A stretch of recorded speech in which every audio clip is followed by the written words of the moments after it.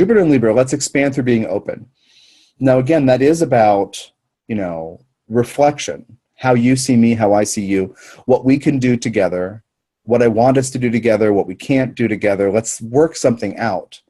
Jupiter and Libra also, the other side of the coin is this saying no, saying yes, please to what we love, having that confidence, and also at times saying no, thank you to what we don't love.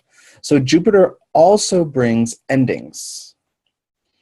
And because when you really try to work together with certain people, you might find that your chemistry doesn't work, or you are at cross purposes. I've also had that with Jupiter and Libra, where I've had some like client relationships end, where if there's a difficulty with my Libra stuff natally, I will assume, well, Tom, you need to be more patient, because I have this image of myself that I move so quickly, I'm not patient. And then just recently, a couple of things just come up, and I've said, I did try. I have tried quite a lot, and that's okay. But the reality is I don't want this person's energy in my life. So Jupiter and Libra also is about saying no to certain energies. I'm not going to continue to try to negotiate or compromise or try to build this bridge. So again, Jupiter and Libra, having confidence in this Libra thing, do I have the right to say no? And after one of these things happened this week, my girlfriend said, you can do anything you want in your business. She basically implied, you can trim your client list. You can say yes to this person and no to those 3 people. And I was like, oh my God, I never think about that. So let me expand into that. So there's that. Let's work together. Let's figure it out. And sometimes we've got to trim things and edit things. The opposition to Uranus.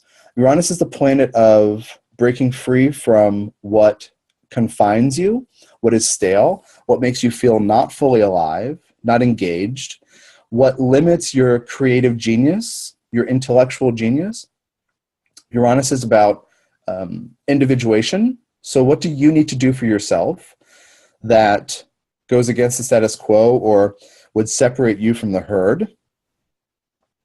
Consensus, reality, groupthink, the group mind. But it's not just Jupiter opposing Uranus. Uranus is conjunct Eris, the dwarf planet with the orbit at this stage, the count is 558-year orbit. So it's way out beyond Pluto, this dwarf planet. And also, and Uranus and Eris are together for years. So in this service, if you're new to the service, know that every month now for several, we're in the middle of a several-year process of me describing every Uranus opportunity in transit as an Uranus-Eris opportunity. But then also temporarily Ceres is here as well. So, last month and this month and maybe the next month, we'll see. I haven't looked at that far ahead. So anyway, Jupiter and Libra opposing Uranus-Eris-Ceres in Aries. This is a really important time. This is why I'm spending all the time on the Jupiter story here in this video.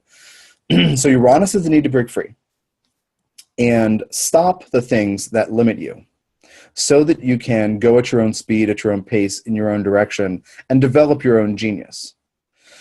Eris is strife and discord. That's what we hear that name, from the Greek translated as one of those two. And how I work with this is about vulnerabilities. And when your raw nerve is exposed because you're vulnerable about something, and somebody didn't mean to, quote, hurt you, unquote, but you might want to be defensive or blame that person because you feel exposed and you're just panicking. Part of you is like, I don't like feeling this sense of vulnerability and this raw nerve. So what do? Do you change the subject? Do you change the topic? Do you accept that someone is stirring something you need to heal? So there's this whole thing about how we relate to our own vulnerability. Now, in this context, Uranus says, I need to be free. Eris will make you very aware that others will be triggered by your bold action. So there's a spark, Uranus, in you that wants to express itself in its own way, on its own terms, in Aries, instinctively, without thinking, without committee decision, without deliberation. But you're aware that somebody else's feathers may be ruffled if you are as fast and free as part of you knows you need to be. And then Ceres is here in your own self-interest, self-care, looking out for yourself. If we say it as looking out for number one, this often has a negative connotation of selfishness or something.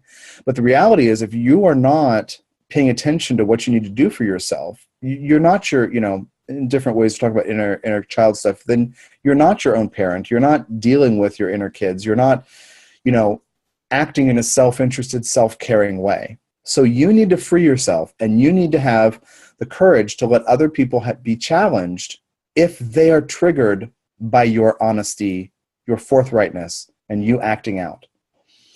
So Jupiter in Libra, let's try to get along. I'm trying to connect with you. Opposes this individuation